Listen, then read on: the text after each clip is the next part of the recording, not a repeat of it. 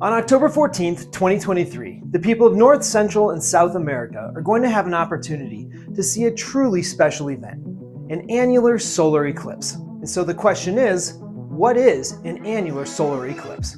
Well, to understand an annular solar eclipse, you first have to understand a total solar eclipse. These happen when the moon orbits to a point directly in between the Earth and the Sun, blocking the Sun's light on its way to Earth, while still letting us see the majestic glow of the solar corona. And as you can see, they are spectacular. And this might seem like it's no big deal. Eclipses should be common. But that's not the case, because the moon doesn't orbit the Earth like you might think. The orbit is tilted, and usually the shadows of the moon and the Earth don't line up, but go over or under one another. You can think of the moon's orbit more like a tilt-a-whirl at a carnival.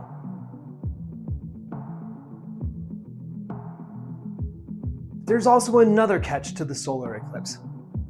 See that dark spot on the Earth? That's the shadow of the moon during a solar eclipse. And to see any type of solar eclipse, you have to be there in the darkest spot in the middle, the umbra, or at least somewhere that umbral shadow is going on what is called the path of totality.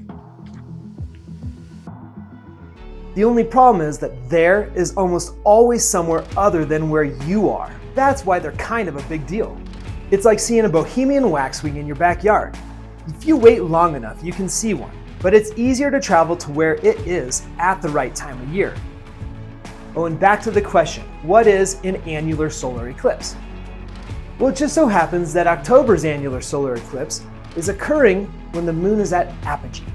Now, apogee is when the moon's at its furthest point in its orbit from Earth.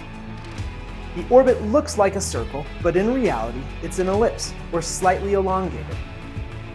Hey, did you guys learn that shape in elementary school? No! So most of the time, the moon and the sun are the same size in the sky, and they are small. I mean, really small. And normally you don't notice how small the sun appears to us because it looks like this. But if you could see the actual sun, it looks more like this. And right now in the history of our solar system, the sun and the moon appear the same size in the sky. Because of its elliptical orbit, at times the moon's closer to Earth, and at times it's further away. And when things are further away, they get smaller.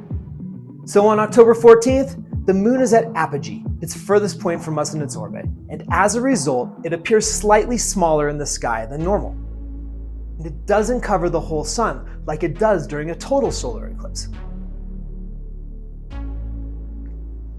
A ring of the sun is still visible to us here on Earth, which brings us back to the term annular, which means ring-shaped. And now it's coming full circle. So is it worth seeing?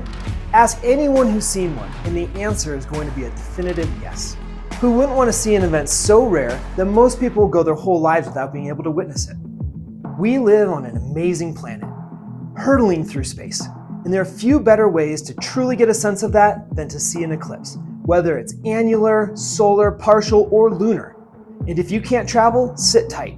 A solar eclipse of some sort will happen where you are in the next 360 years or so.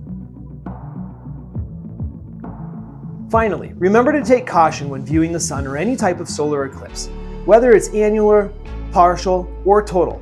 Never directly look at the sun without eye protection, and check out greatamericaneclipse.com to learn more about how and where to see the annular eclipse in 2023, or any eclipse in the future. I'm Dave with So the Question Is, and I'll see you in the path of totality.